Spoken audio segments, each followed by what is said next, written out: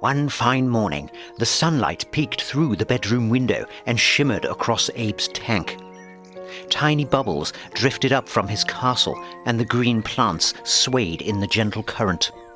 Abe stretched, yawned a big bubbly yawn, and blinked his shiny blue eyes. "Morning already?" he mumbled. Just then, a gentle sparkle zipped past the glass.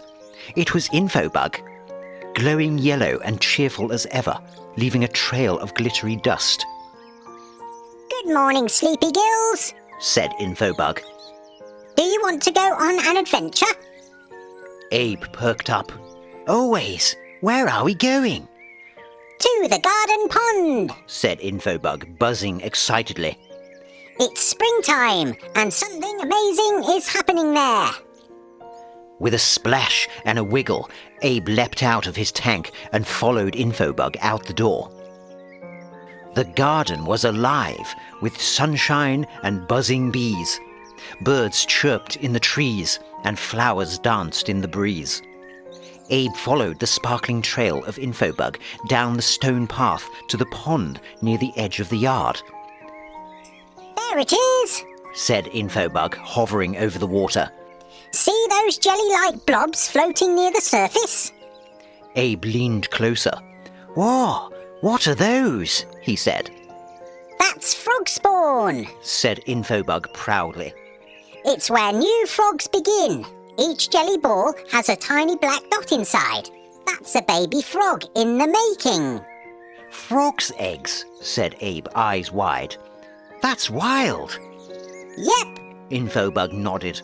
"In just a few days, those little dots will wiggle and squirm out of their jelly, then they become tadpoles."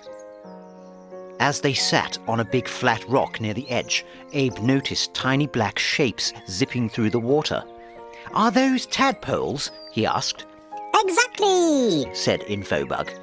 "Tadpoles hatch from the frog spawn and live underwater. They breathe through gills, just like you used to when you were a baby axolotl." Abe laughed. "Hey, I still have gills." "Oh yeah, you're just extra cool like that." Infobug grinned. "Tadpoles mostly eat algae and little bits of pond plants. They grow fast, and look, some of them are starting to change." Abe squinted. "That one has tiny legs," he said. "That's right," said Infobug. "Tadpoles grow back legs first, then front legs. Their tails start to shrink, and they begin to look more like frogs." "That's like magic," Abe gasped. "It's called metamorphosis," said Infobug. "a big word for a big change." As the sun rose higher, Abe and Infobug watched a little green frog leap from a lily pad with a cheerful spring. "Some of those tadpoles are now froglets," said Infobug. "They can live on land and in water." "They look so different from the eggs we saw," Abe said. "Now they have tiny legs, lungs, and no tails." "Exactly," said Infobug. "And when they're fully grown frogs, they love hopping around the garden, eating bugs and keeping the pond healthy." "So frogs help the garden too?" asked Abe. "They sure do," said the Infobug.